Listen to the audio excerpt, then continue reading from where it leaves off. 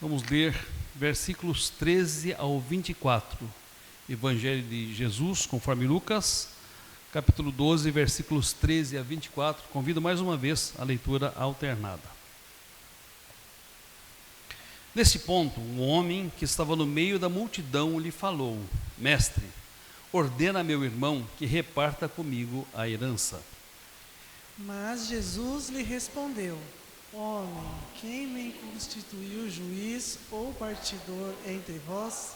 Então lhes recomendou: Tende cuidado e guardai-vos de toda e qualquer avareza, porque a vida de um homem não consiste na abundância dos bens que ele possui.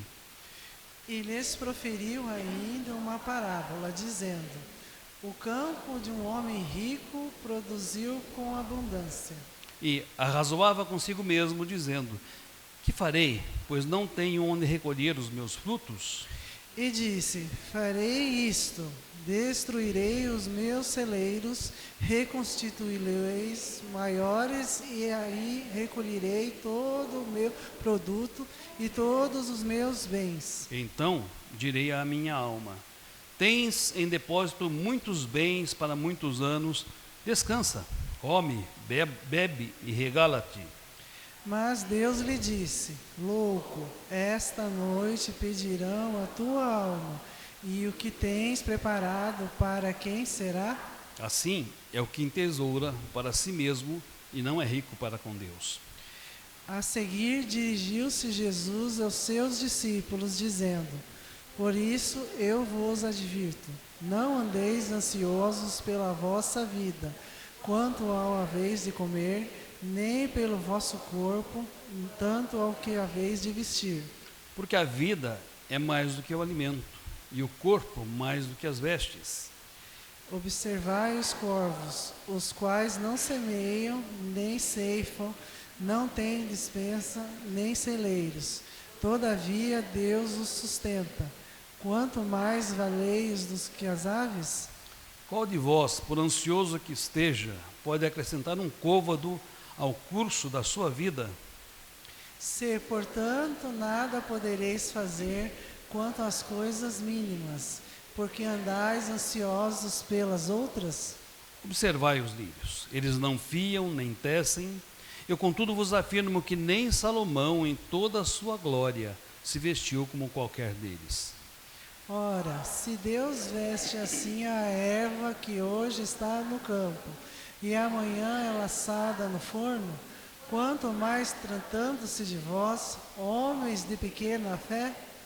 Não andeis, pois, a indagar o que haveis de comer ou beber, e não vos entregueis a inquietações. Porque os gentios de todo o mundo é que procuram tais coisas, mas vosso Pai sabe que necessitai delas. Buscai antes de tudo o seu reino, e estas coisas vos serão acrescentadas. Não temais, ó pequenino rebanho, porque vosso Pai se agradou em dar-vos o seu reino. Vendei os vossos bens e dai esmola. Fazei para vós outros bolsas que não desgastem, tesouro inextinguível nos céus, onde não chega o ladrão e nem a traça consome. Porque onde está o vosso tesouro, aí está também o vosso coração. Amém. Que Deus abençoe e aplique a sua palavra em nossos corações. Assim como os irmãos estão, vamos orar. Ó Deus, nós te louvamos, te bendizemos e te adoramos, porque estamos em tua casa, oferecendo-te este culto, oferecendo-te o nosso louvor, a nossa adoração, oferecendo-te a nossa gratidão. Grandes coisas o Senhor tem feito por nós, por isso nós estamos alegres, ó Deus. Queremos pedir agora que o teu Espírito Santo abra o nosso coração, abra o nosso entendimento, para que nós compreendamos o recado das Sagradas Escrituras. E que ao compreendê-lo, ó Deus, sejamos maleáveis para obedecer a tua voz, para obedecer a tua palavra. Pedimos que o teu propósito prospere através da exposição das Escrituras.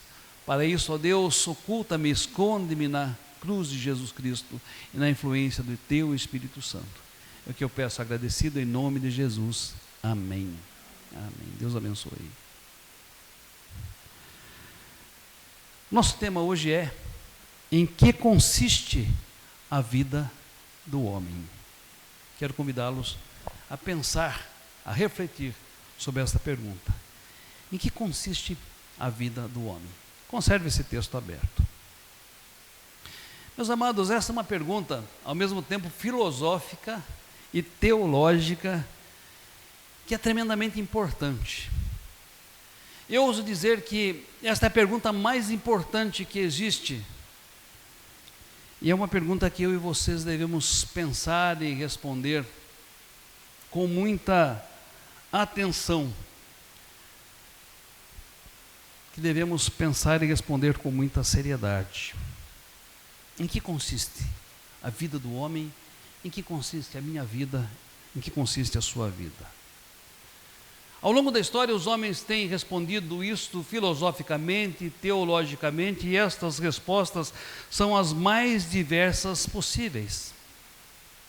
E essas respostas, gerando convicções, têm dado origem a estilos de vidas multivariados, multifacetados, porque da convicção que eu e vocês temos sobre aquilo que consiste a nossa vida, sem dúvida alguma depende o estilo de vida que nós escolhemos viver. E se eu perguntasse a você nessa noite, e lhe desse alguns minutos para responder, em que consiste a sua vida, como você responderia? Em que consiste a sua vida? Meus amados, devemos procurar responder corretamente, porque a nossa resposta vai determinar os nossos pensamentos, a nossa resposta vai determinar os nossos sentimentos, vai determinar as nossas escolhas, as nossas ações e até mesmo as nossas omissões. Mas eu quero convidá-los, olhando para esse texto, a pensar como Jesus responde a essa questão. Em que consiste a vida do homem? Qual a resposta de Jesus a essa questão? Para responder essa questão, Jesus vai nos dar algumas orientações e vai nos trazer algumas verdades nesse texto. A primeira delas: eu e vocês, para que compreendamos em que consiste a nossa vida, precisamos ter uma visão correta dos nossos bens temporais e dos nossos bens terrenos. Notem, para que eu e você saibamos em que consiste a nossa vida, precisamos ter uma visão correta dos bens temporais e dos bens terrenos. Esse texto é dividido em duas partes, e a primeira parte do texto, meus amados, versículos 13 a 20, ela vai trazer-nos dois exemplos que responderão esta pergunta. Jesus, em primeiro lugar, parte de um caso real. Alguém da multidão aproxima-se dele e diz a Jesus: Senhor, ordena a meu irmão que reparta comigo a sua herança. Ordena a meu irmão que reparta comigo a herança. No segundo, Jesus, partindo desta fala, conta a parábola do lavrador, uma parábola que veio a ser conhecida como do lavrador insensato. Os dois exemplos mostram pessoas buscando a essência da vida e procurando respostas para a essência da vida. Notemos o primeiro caso. Um jovem se aproxima de Jesus e, talvez crendo que ele era mestre e que tinha autoridade para resolver assuntos, inclusive assuntos familiares, ciente da autoridade de Jesus, lhe faz um pedido: Senhor, ordena ao meu irmão que divida a herança comigo. Sendo Jesus mestre, e sendo Jesus reconhecido como mestre dentre os judeus, ele poderia, sem dúvida alguma, em sua sabedoria, ordenar que a justiça fosse feita, ordenar que esta herança fosse distribuída, que houvesse justiça na aplicação e na visão dos bens. Mas notem, o texto nos informa que Jesus se recusou a ser juiz. Jesus se recusou a ser o partidor daquela herança, ser alguém que dividiria os bens entre duas pessoas que estavam em litígio. A resposta que Jesus deu foi a seguinte: quem me constituiu o juiz ou partidor dentre vós? Mas por trás desta pergunta, meus queridos, havia algo muito mais sério. E Jesus consegue enxergar aquilo que estava subjacente a esta pergunta, ou a este pedido. Jesus, no versículo seguinte, vai dizer: tende cuidado e guardai-vos de toda e qualquer avareza, porque a vida de um homem não consiste na abundância de bens que ele possui. Ora, esse jovem pediu a Jesus que ordenasse a partilha dos bens, a divisão dos seus bens, porque o seu coração estava nesses bens. Porque estes bens eram o seu tesouro. E porque a partilha dos bens atenderia a uma necessidade, mas não uma necessidade essencial da vida, a necessidade dele de acumular bens, pois era fruto da sua avareza. Tende cuidado e guardai-vos de toda e qualquer avareza, porque a vida de um homem não consiste na abundância dos bens que ele possui. Por isso, meus amados, nesse primeiro ponto, Jesus vai nos ensinar a ter uma visão correta dos bens temporais e dos bens terrenos. Ampliando esse entendimento, Jesus então conta uma parábola. Essa parábola veio a ser conhecida como a do lavrador insensato. Meus queridos, neste exemplo, diferente do anterior, os bens não vieram de forma passiva. No anterior, os bens que estavam sendo divididos ou sobre os quais havia um litígio, eram bens oriundos de uma herança, portanto eram bens que vieram de uma forma passiva. Mas nesse caso não, os bens não advinham de uma herança, eram fruto do trabalho diligente de um homem. Diz-nos o texto que um campo de um lavrador produziu em abundância, Lucas 12, versículo 16. De forma empreendedora, este homem, observando que a sua lavoura foi muito além das suas expectativas, ele pensou em algumas medidas que a partir de então seriam necessárias. Quais eram essas medidas? Primeiro, destruir os celeiros. Segundo, reconstruir estes celeiros e fazê-los maiores para que pudessem armazenar o produto de todos os seus bens. Terceiro, recolher nestes celeiros todos os seus produtos e todos os seus bens. E eu não vejo, meus queridos, nenhum problema até aqui em um homem ter uma farta colheita fruto do seu exaustivo trabalho. Em um homem tomar decisões de destruir celeiros, construir maiores e armazenar ali os seus bens. Estas decisões não constituem um erro. São exemplos de previdência, são exemplos de providência. Contudo, as próximas declarações, elas vão demonstrar como o egocentrismo daquele homem dominava toda a situação. Como o seu egoísmo dominava toda a situação. E como ele estava fundamentando a sua segurança, a segurança da sua alma, em bases ou em fundamentos errados.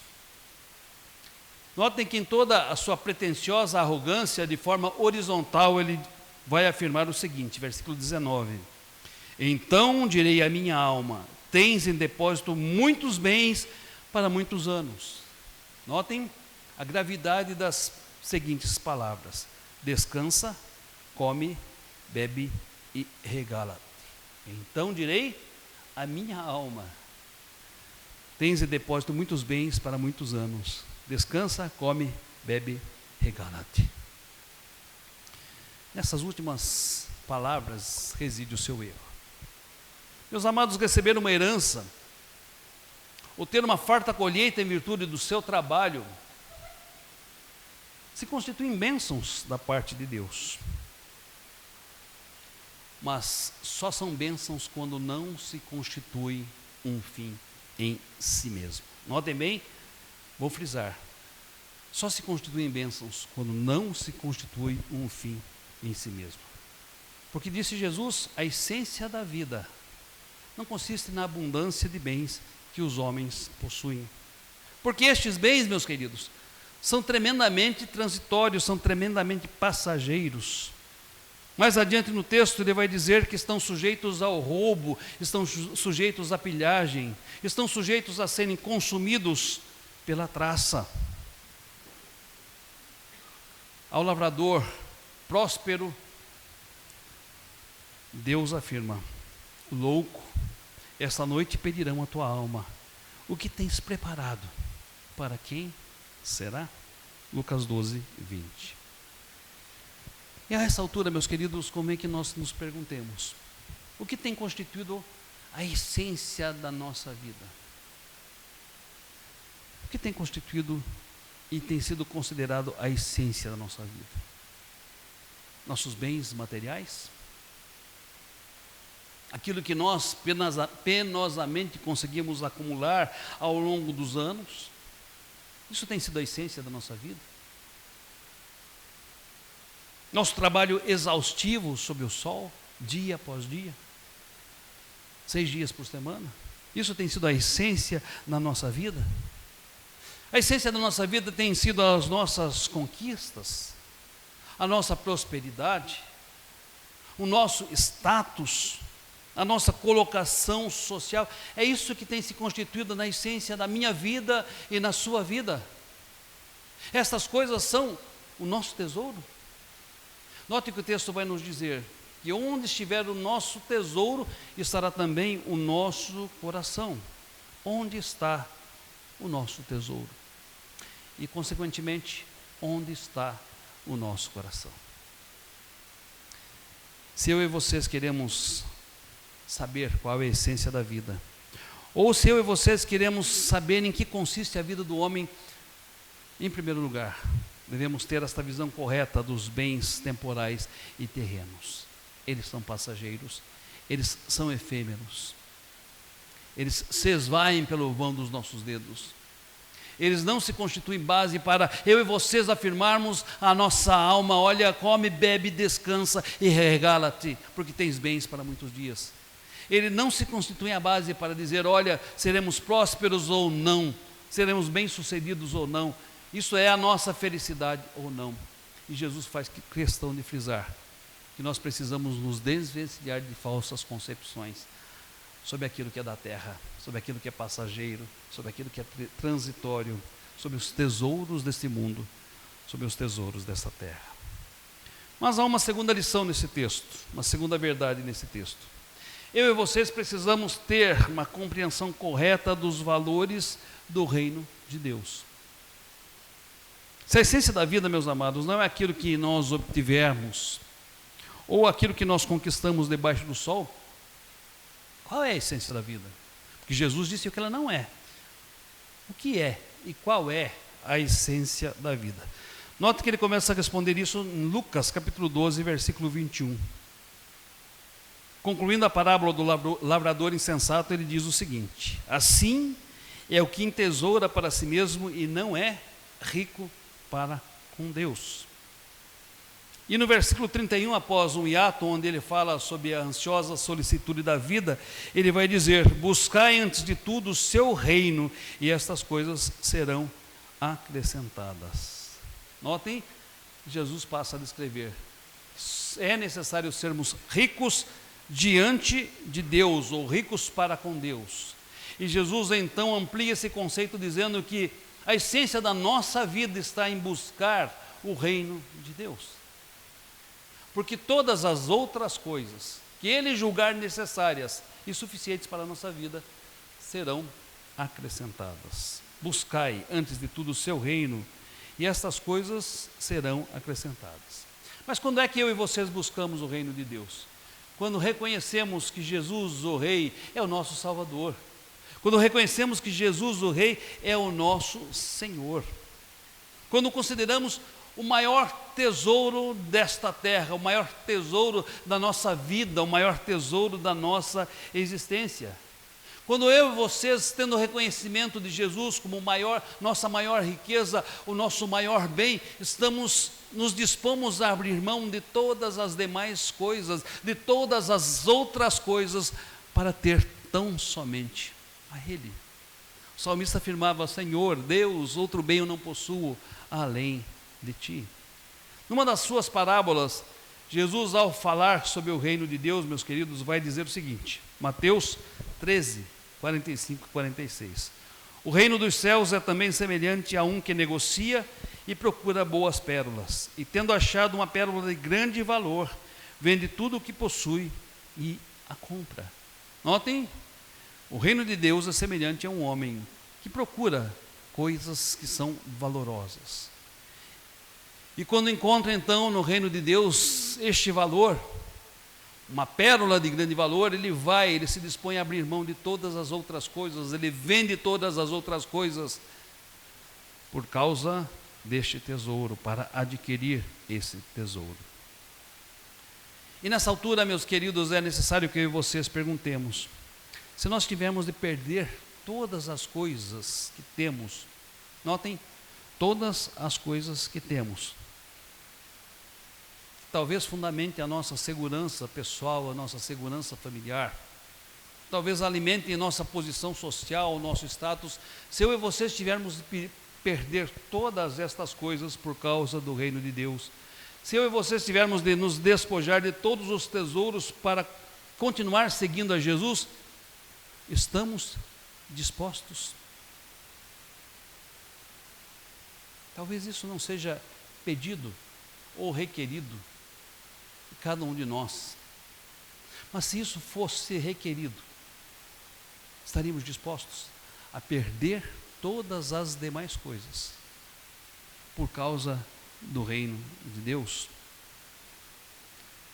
Se eu e vocês respondemos afirmativamente, Senhor, se necessário, sim, estamos dispostos a perder todas as demais coisas, estamos dispostos a abrir mão de todos os tesouros desta terra por causa do reino de Deus, então talvez devemos pensar em como esta resposta se reflete na nossa realidade.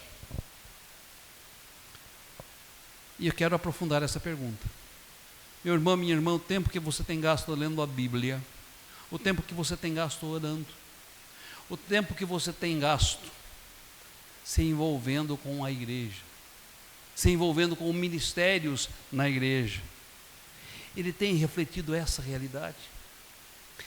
Ele tem declarado ao mundo que realmente o reino, que realmente Jesus, que realmente o teu Salvador, que realmente o teu Senhor tem mais importância do que todas as coisas, tem mais valor do que todas as coisas?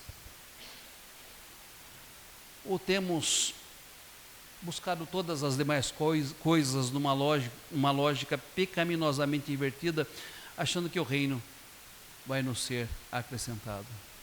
O que o nosso dia a dia, o que as nossas buscas, o que as nossas atitudes refletem em relação ao reino de Deus, ao valor que lhe damos ou deixamos de dar? A dinâmica da vida, meus queridos, muitas vezes nos rouba o tempo que deveríamos dedicar a Deus, o tempo que deveríamos dedicar aos nossos cônjuges, o tempo que deveríamos dedicar aos nossos filhos, o tempo que deveríamos dedicar aos nossos irmãos, o tempo que deveríamos dedicar desenvolvendo talentos e dons, o tempo que deveríamos dedicar discipulando alguém, evangelizando alguém. Muitas vezes a nossa agenda se sobrepõe sobre todas estas coisas. E quando isso acontece, nós deixamos de testemunhar ao mundo que encontramos um tesouro de grande valor, que o reino de Deus é mais importante do que tudo, que por causa da sublimidade do conhecimento de Jesus Cristo, nós consideramos tudo o mais como um refúgio. Buscai antes de tudo, e essa é a nossa prioridade, o seu reino, e todas estas coisas, quais coisas? As coisas necessárias à nossa sobrevivência, as coisas necessárias à nossa subsistência, as coisas necessárias à nossa vida aqui na terra, e todas estas coisas vos serão acrescentadas. Não podemos inverter essa prioridade, acreditando que vamos desfrutar do reino de Deus como consequência ou por tabela. Buscai, em primeiro lugar, o seu reino, e todas estas coisas vos serão acrescentadas. Mas para descobrir a essência da vida, ou em que consiste a vida, Eu e vocês precisamos, em primeiro lugar, ter uma visão correta dos bens materiais, em segundo lugar, ter uma compreensão correta dos valores do reino de Deus. Nós também precisamos, e esse é o nosso terceiro ponto, ter uma atitude correta em relação à nossa experiência aqui na terra. Meus amados, talvez eu e vocês não estejamos preocupados com heranças. Talvez eu e vocês não tenhamos experiências tão bem sucedidas quanto a este lavrador, que numa colheita só viu aumentado a sua dificuldade em relação à armazenagem. Talvez a nossa luta, a nossa busca, ela seja por algo muito mais simples, a mera sobrevivência. Talvez eu e vocês estejamos preocupados só com o que comer, com o que beber, com o que vestir. Lucas capítulo 12, versículo 22. Diante de uma realidade tão assombrosa do Brasil, com tanta insegurança institucional, com tantas mudanças ou violações constitucionais, jurídicas, políticas e econômicas, talvez nos assalte preocupações, inquietações, ansiedade. Talvez o nosso coração esteja assim. Talvez a entrada desse ano nos traga estas preocupações, esses questionamentos, essas dúvidas e essa ansiedade. Meus amados, se eu e vocês não estamos tendo estas preocupações, louvado seja Deus, mas há milhões de pessoas no nosso país que estão vivendo dessa maneira, ansiosas pela vida, ansiosas pelo que comer, ansiosas pelo que beber, ansiosas pelo que vestir. Ao homem que queria que Jesus fosse juiz ao partilhar uma herança, o Senhor afirma que a vida de um homem não consiste na abundância de bens que ele possui. Ao lavrador insensato, Jesus Cristo demonstrou que a abundância dos bens não pode aumentar sequer um côvado ao curso da vida de um homem.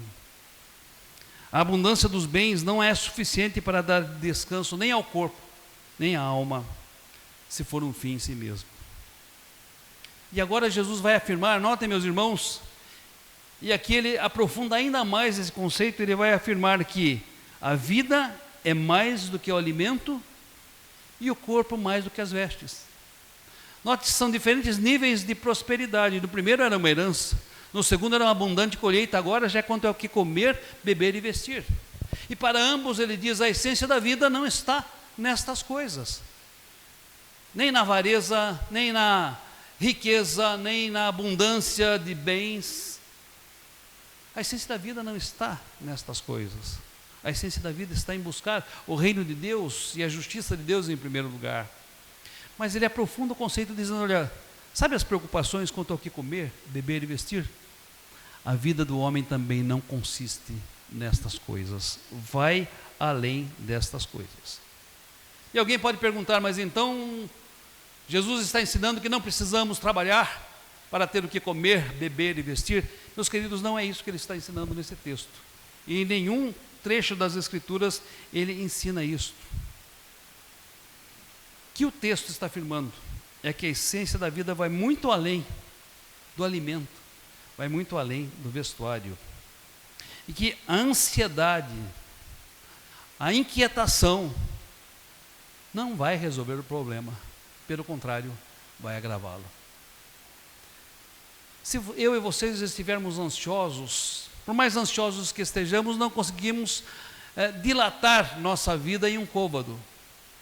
Um côvado media aproximadamente 66 centímetros, ou seja, não conseguimos acrescentar nada, nem alguns milímetros ou centímetros à nossa existência, por mais ansiosos que estejamos. E se não conseguimos fazer isso aqui, é tão simples, porque andamos ansiosos, preocupados e inquietos pelas coisas maiores.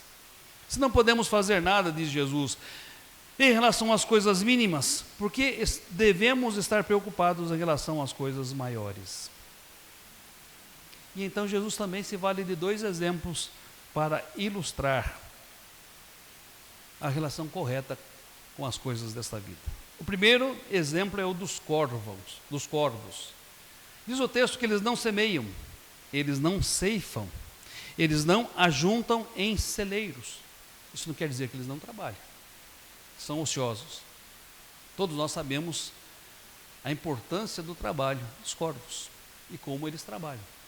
Mas note, não há inquietação, não há preocupação, não há ansiedade, não existe acúmulo de bens, não existe esse pensamento frenético sobre o que será o dia de amanhã. Deus dá a eles as provisões necessárias, Deus é quem sustenta. E diz-nos a palavra, se Ele sustenta os corvos, nós valemos muito mais do que as aves. O segundo exemplo que ele vai tomar é dos lírios. Não fiam e nem tecem, mas são belos, são majestosos, são gloriosos, e nem Salomão em toda a sua glória se vestiu como qualquer um deles. Não é que não trabalhem. Todas as plantas realizam o processo diário de fotossíntese. E é um trabalho. Mas notem, não existe preocupação, não existe ansiedade, não existe inquietação. Deus os veste dessa forma.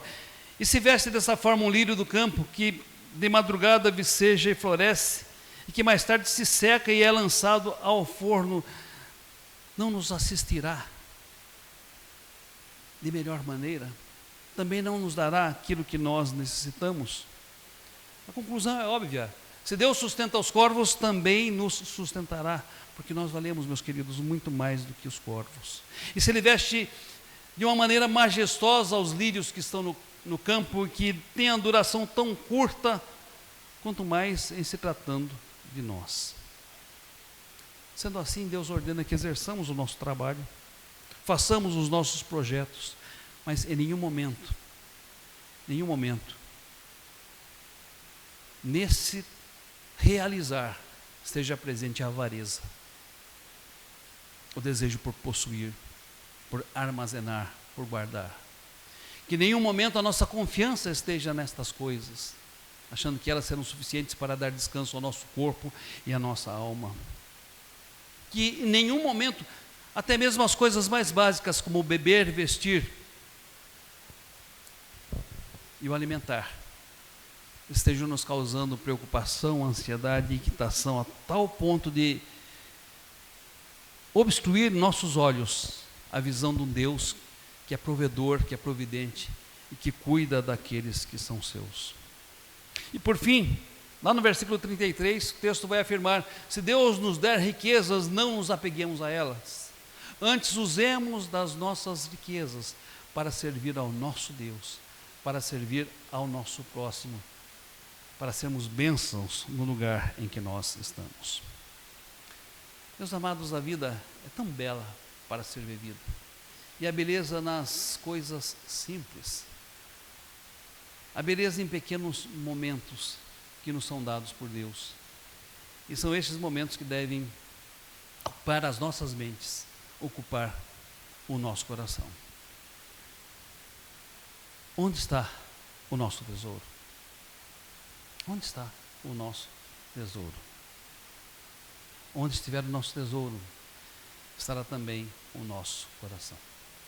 Quero passar um vídeo, convidar os irmãos para assistirem esse vídeo, e depois explicarei o vídeo e a relação dele com a nossa mensagem.